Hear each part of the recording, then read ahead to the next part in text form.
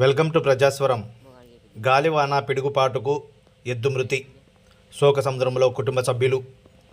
కర్నూలు జిల్లా వెల్దుర్తి మండలం కలగొట్ల గ్రామానికి చెందిన బోయ కోటకొండ బజార్ అనే రైతు ఎద్దు పిడుగుపాటుకు గురై అక్కడికక్కడే మృతి చెందింది. దీంతో ఎద్దుకు తోడుగా మరో ఎద్దును తీసుకురావాలి అంటే దాదాపు 80,000 వరకు వెచ్చించాల్సి వస్తుందని తెలిపారు. అయితే ఉన్నట్టు ఉండి పిడుగుపాటుకు ఎద్దు మృతి చెందడంతో కుటుంబ సభ్యులు శోక సముద్రంలో మునిగారు. ఆ కుటుంబాన్ని ప్రభుత్వమే ఆదుకోవాలని, నష్టాన్ని భర్తీ చేయాలని గ్రామస్తులు కోరుతున్నారు.